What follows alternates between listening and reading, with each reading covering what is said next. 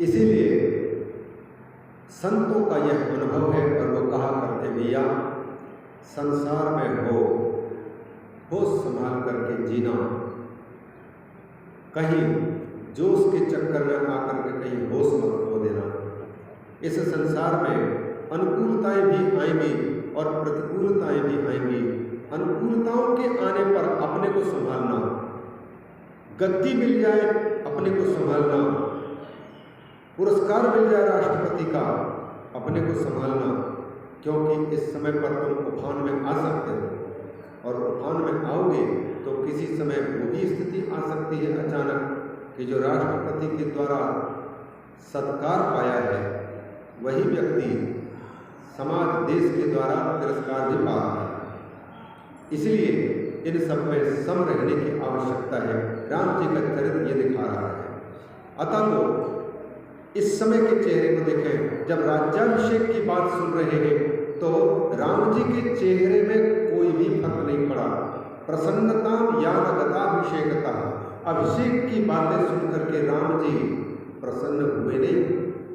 अच्छा ठीक है, राम को राज्याभिषेक की बात सुनने को मिला तो साधारण लोग जो खुशियाँ मनाते हैं, पर राम जी ने वो खुशी नहीं मनाई, क्योंकि उनको पता है, अंदर से वो जानते हैं कि राज्याभिषेक की बातें सुनकर के जो आनंद मौज मस्ती मना रहे हैं, इनको इतना भी पता नहीं है कि ये यहाँ का राज्य नहीं बल्कि जंगल में भटकने का राज्य भी मिल सकता है, तपस्या का राज्य मिल सकता है।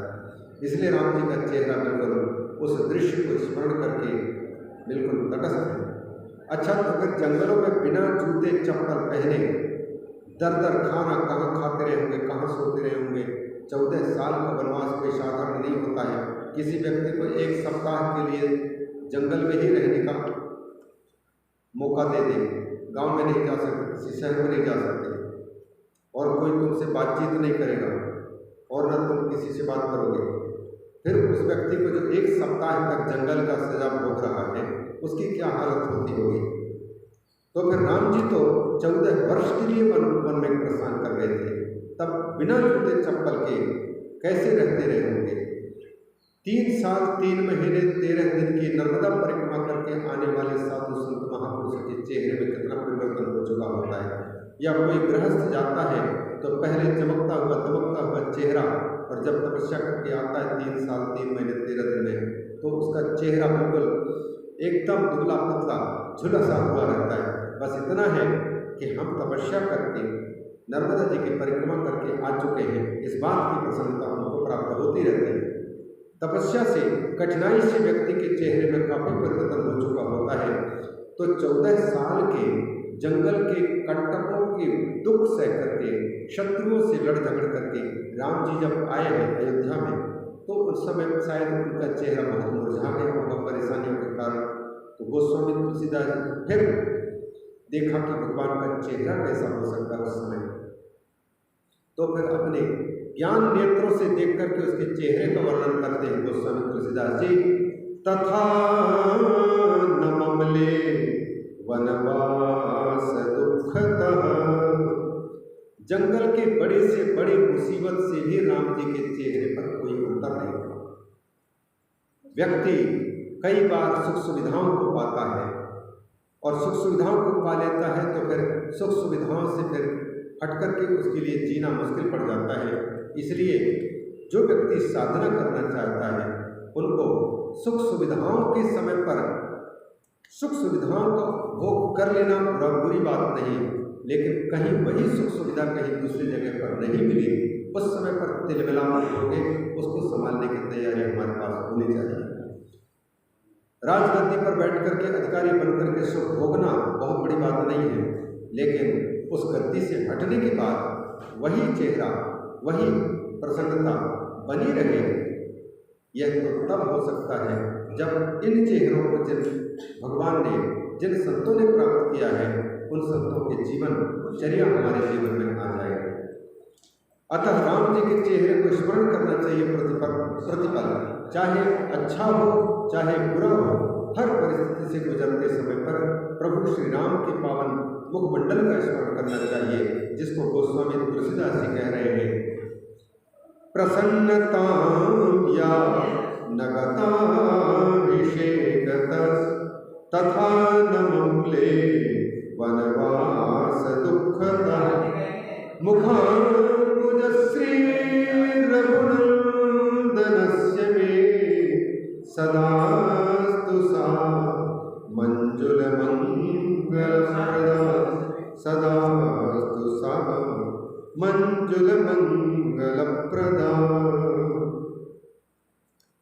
तो प्रसंगवशात हम कह चुके थे अपनी स्थिति को संभालना है।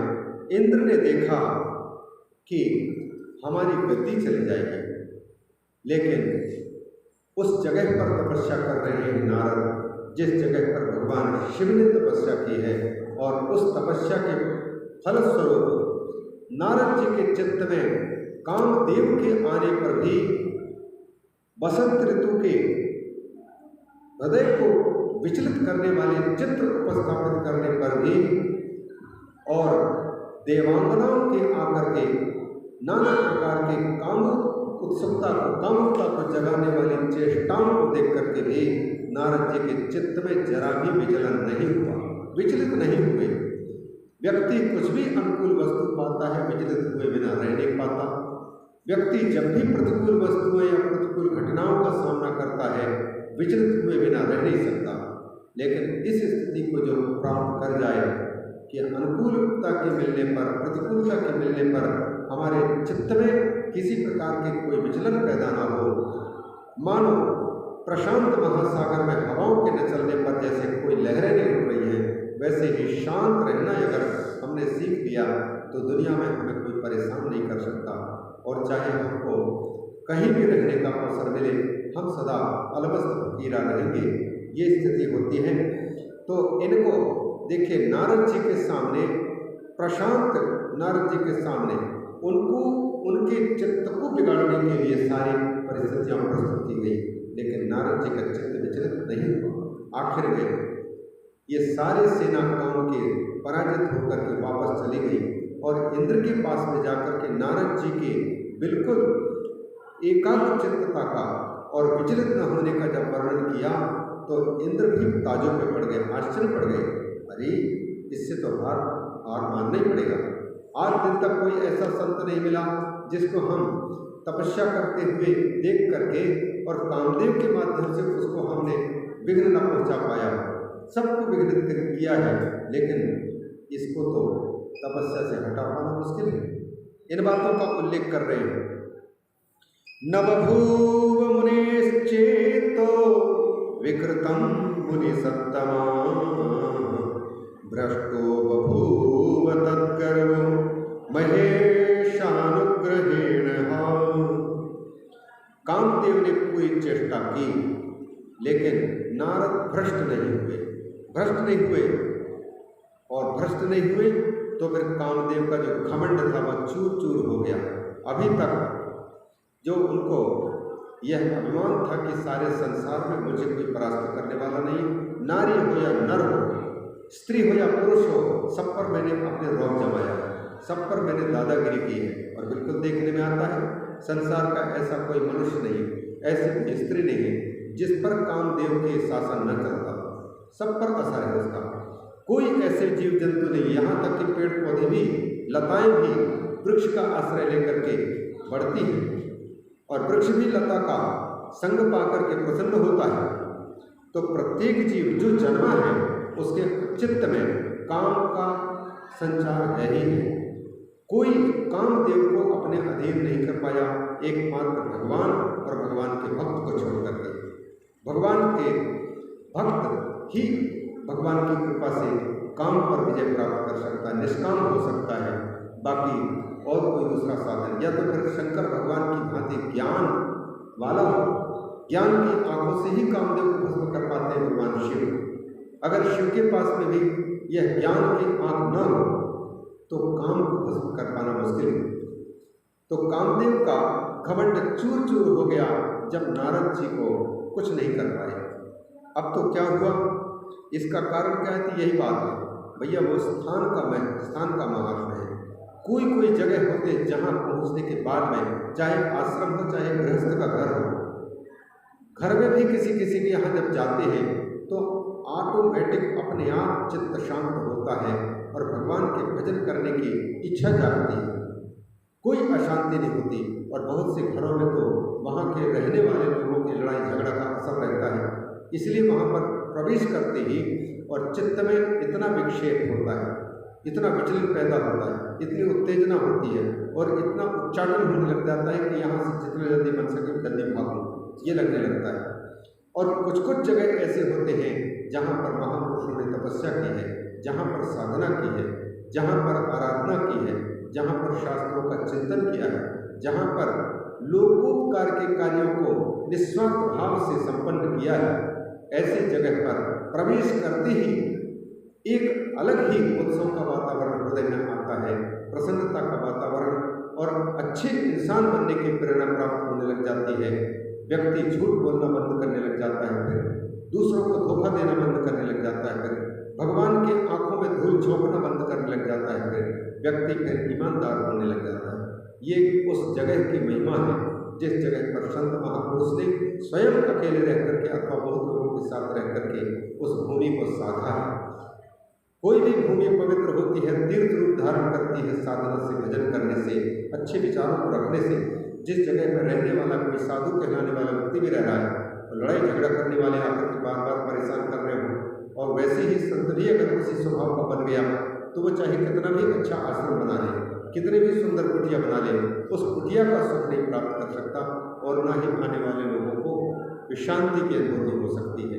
शांति की अनुभूति तब होती है जब शांत महापुरुष भगवान की आराधना करके और उस जगह को पावन बना चुके हो, सिद्ध कर चुके हो। कामदेव कुछ नहीं कर पाया नारद जी का, इसका कारण था कि भगवान शिव ने जिस भूमि पर जाकर के तपस्या की थी और काम पर विजय प्राप्त किया था, उसी जगह पर नारद जी क्योंकि तपस्या कर रहे थे, अतः उस भूमि के प्रभाव से नारद जी पर काम का कोई असर नहीं पड़ा।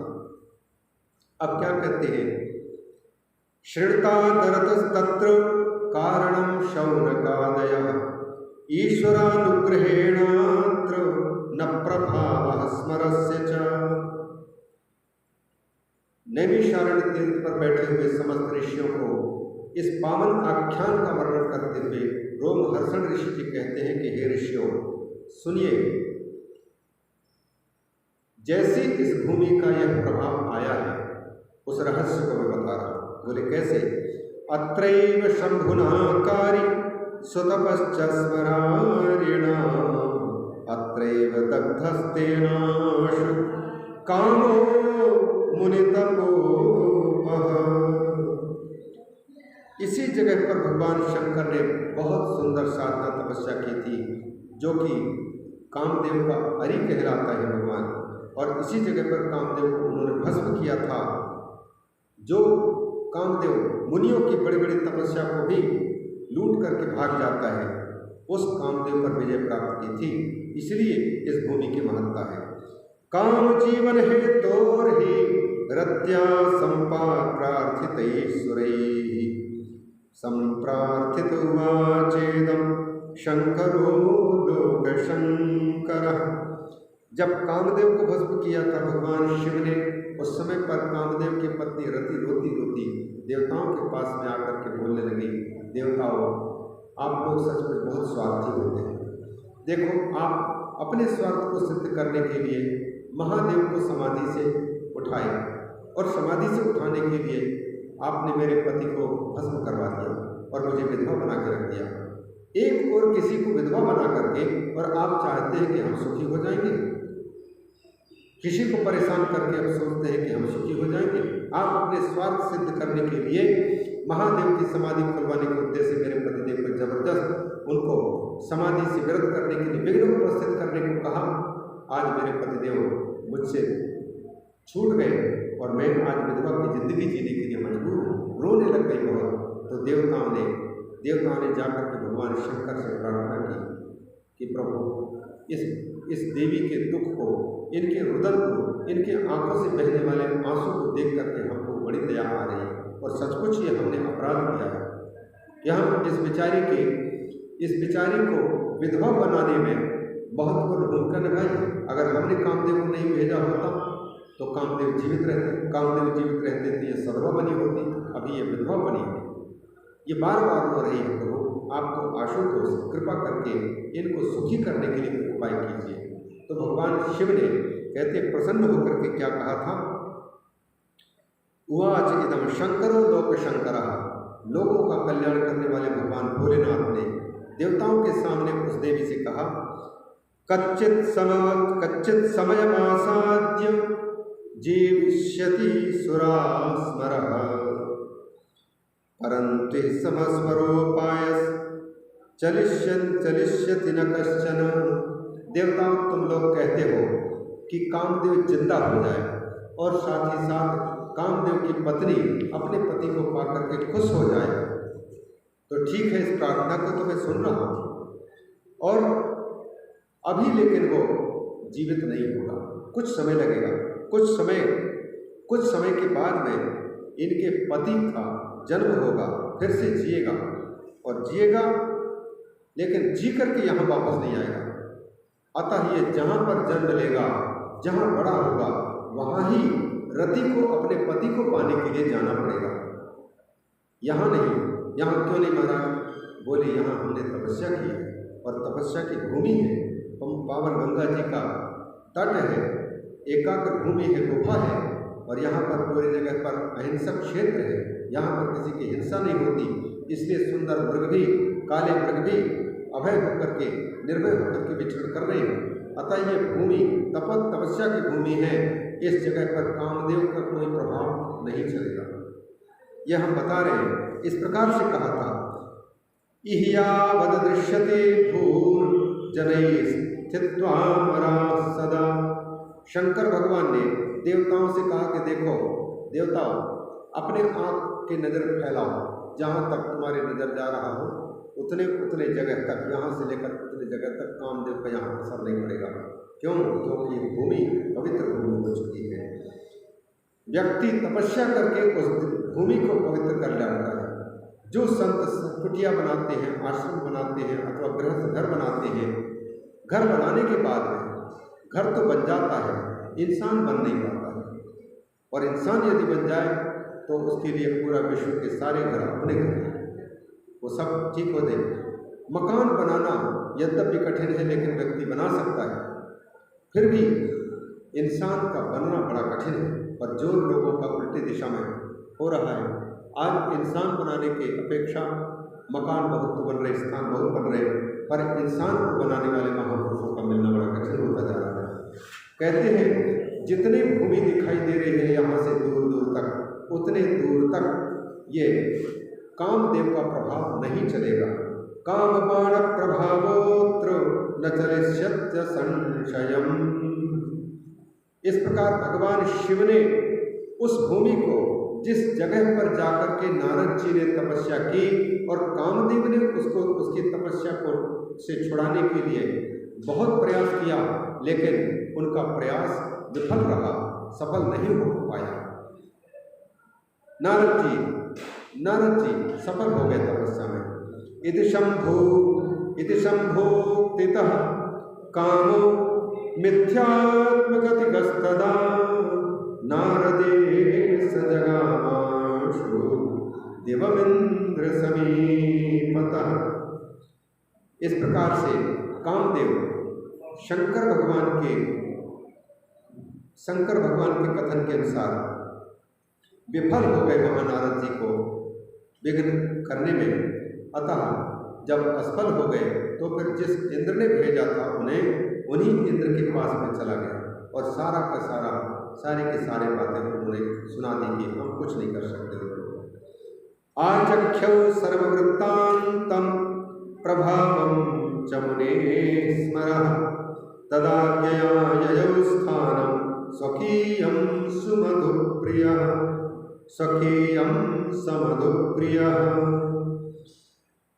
नारद जी के पास से चल करके इंद्र के पास में पहुंचे हुए कामदेव ने नारद जी के सारी तपस्या के बारे में बता दिया और उस नारद का प्रभाव और उस स्थान का प्रभाव भी सुना दिया। फिर इंद्र ने फिर उनको जाने की अनुमति जब दी तो फिर कामदेव वहाँ से अपनी पत्नी रति को लेकर के प्रस्थान कर रहे हैं। लेकिन जो इंद्र है, इंद्र को तो चिंता भी हुई और बहुत आश्चर्य हुआ। विस्मितो भूत्सुराधीशः प्रशंसंस प्रशंसाथ नारदं तद्वृत्तान्तानभिज्ञो हि मोहितः शिवमायया। इंद्र बहुत विस्मित हो गए, आश्चर्य में पड़ गए और बार बार नारद जी की प्रशंसा करने लग गए, क्योंकि नारद इंद्र तो ये देखते हैं जिससे हारते हैं उनकी प्रशंसा करना शुरू कर देते हैं ताकि वो खुश हो जाए, और जब खुश हो जाएगा तो दोस्ती बनी रहेगी, जब दोस्ती बनी रहेगी तब जब जरूरत पड़ेगी, जहाँ हम कमजोर पड़ेंगे वहाँ अपने बलवान को लगा देंगे, वही हेल्प करो, सहायता करो। जिससे भी हारा उसी के साथ में दोस्ती की इंद्र ने।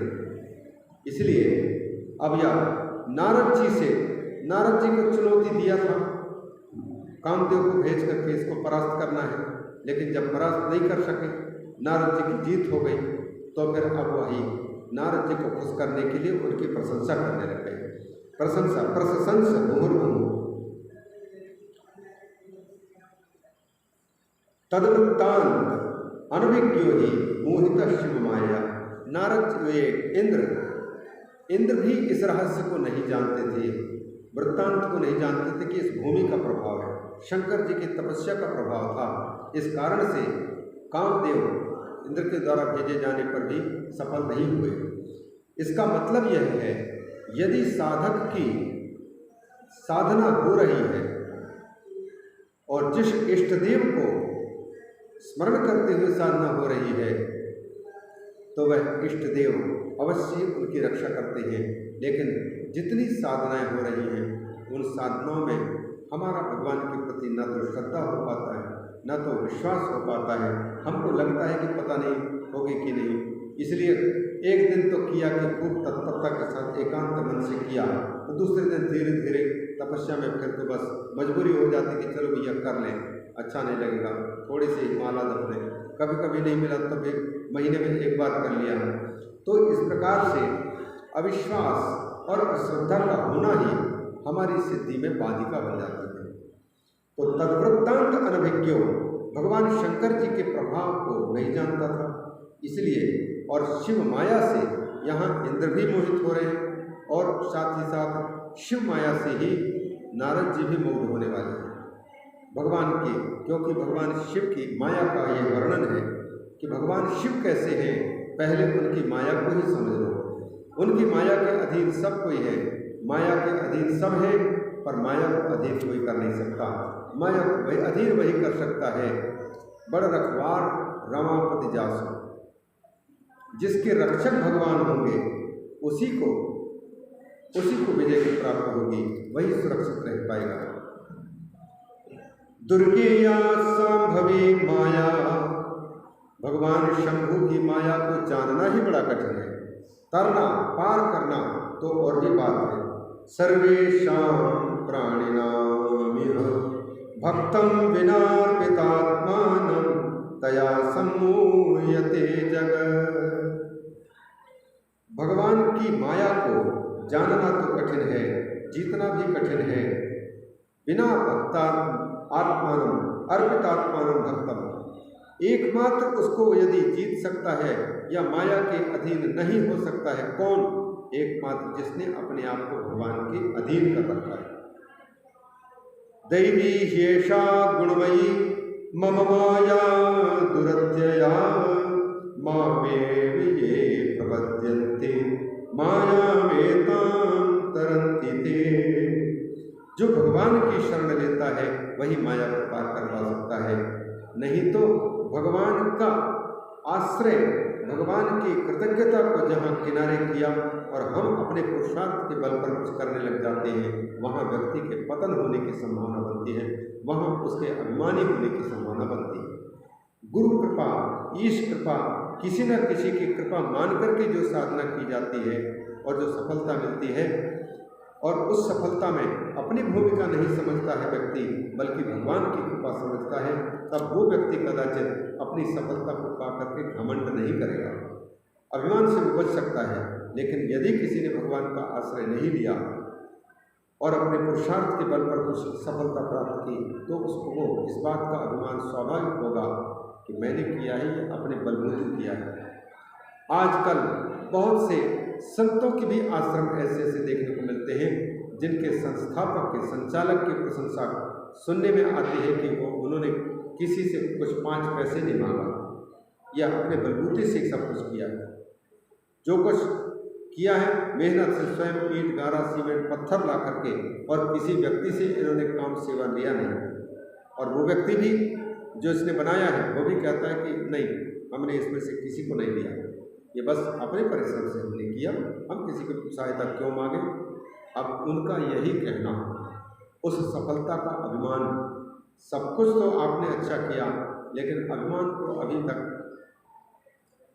दीपक जल गया, बत्ती जल गई पर ऐठन न गई। ये स्थिति होती है।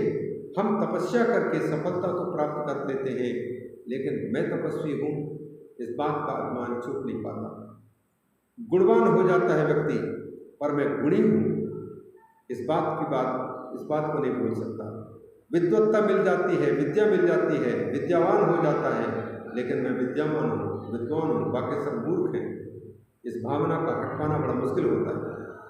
यही अभिमान को देने वाली बात जब होती है तो व्यक्ति का पतन होता है, साधक का। इसलिए ये भगवती माया जो है, विशेषता यहाँ कह रहे शैवी माया, शांभवी माया, दुर्ज्ञेया। भगवान शंकर की माया को समझना बहुत ही कठिन है, फिर उसको पार करना तो बड़ा कठिन है। हाँ, पार वही पा सकता है जो मायापति भगवान शंकर की चरण शरण ग्रहण करता है, वही पा सकता है पार। नहीं तो भगवान से विमुख होकर के, भगवान को पीठ पीछे रख करके, अर्थात विमुख होकर के कितनी भी सफलता हम पाले, वो सफलता हमको सुखी नहीं कर सकती। अभिमान देकर के वो सफलता रहेगी। अतः इस अभिमान से बचना है तो फिर माया से बचना है तो मायापति के चरण शरण ग्रहण करना। इसलिए गीता में भगवान श्री कृष्ण कहते हैं, माम एव ये प्रपद्यन्ते मायाम एताम तरन्ति। जो व्यक्ति मेरे प्रपन्न होता है, मेरी शरण में आता है, प्रार्थना पूर्वक जीवन यापन करता है कि प्रभु हमारी रक्षा करना, कहीं हमको अपमान न हो जाए, कहीं घमंड न हो जाए, तो इस प्रकार से प्रार्थना करते हुआ अगर जीवन यापन करता है तो कदाचित वो बच जाए। नहीं तो माया का घेरा, माया का पिंजरा इतना जबरदस्त है कि उस माया के पिंजरे में बंद करके ही व्यक्ति कहता है कि दूसरों को देखता है तो कहता है अरे वो सब माया के चक्कर में पड़े हुए हैं, अर्थात अपने आप को माया के चक्कर से बाहर समझता है। जबकि स्थिति यह है कि जिस आकाश के अंदर वह रह रहा है उसी आकाश के अंदर हम भी हैं, जिस हवा में वह जी रहा है उसी हवा में हम भी जी रहे हैं, जिस धरती पर वो रह रहा है उस धरती पर हम भी रह रहे हैं। उसी प्रकार से सामने वाला व्यक्ति जिस माया के जाल में फंसा पड़ा हुआ है, हम भी उस माया के जाल से बाहर नहीं हैं। एक संत बड़ी सुंदर बात सुनाया करते थे माया की। कहते हैं कि एक साधु बाबा के पास में एक बिल्कुल नन्हा सा शिशु, छोटा, अभी अभी 1-2 दिन जन्मा होगा, अंडे से बाहर आया होगा, तोता का बच्चा। वो बेचारे के कोई मम्मी नहीं, कोई पापा नहीं, और उनके माता पिता ढूंढते होंगे तो कहाँ ढूंढ रहे होंगे, कैसे। लेकिन अचानक उड़ता उड़ता थक जब गया तो जाकर के वही साधु बाबा के आंगन में गिरा। अब साधु बाबा की नज़र पड़ी तो दयालु महात्मा किसी भी जीव को देख करके भगवत भावना से ऐसा लगता है कि अगर इस जीव को परेशान होते देख करके भी हमने उपेक्षा की और इसकी ज़िंदगी नहीं बचाई और इनके खाने पीने की व्यवस्था नहीं की और इसके अपने पाँव में खड़े होकर के उड़ने के सामर्थ्य तक अगर इसको नहीं पाला पोसा तो फिर मेरी सारी साधना तपस्या बेकार चली जाएगी। यह सोच करके उसको बड़ा बनाने की कोशिश करता है। तो उस साधु बाबा ने उस पक्षी के बच्चे को, तोते के बच्चे को पकड़ लिया, यह जान करके कि अगर इसको छोड़ देंगे तो कौवा पकड़ लेगा, कोई दूसरे मांसाहारी जीव पकड़ लेंगे, तो फिर हमने छोड़ा, इस कारण से उसकी हत्या हुई, इस कारण से जिंदगी गई, तो पाप के भागी हम बन जाएंगे। यह सोच करके बड़े होने तक कम से कम इसको यहीं रख लिया उसने। अब कहीं बिल्ली ना आ जाए, कहीं कोई मांसाहारी जीव ना आ जाए, कोई पकड़ न ले, इसलिए हमेशा साथ में रख करके अपने नज़रों के सामने रखते थे। और उसने बाबा ने सोचा कि बेचारा पक्षी की योनि में है, इसका उद्धार तो मनुष्य का उद्धार नहीं हो पाता, फिर पक्षी का उद्धार कैसे हो पाएगा। लेकिन इतना जरूर है, भगवान तो सब जानते हैं, सब जगह रहते हैं, इनको मुक्त होने का उपाय हमारे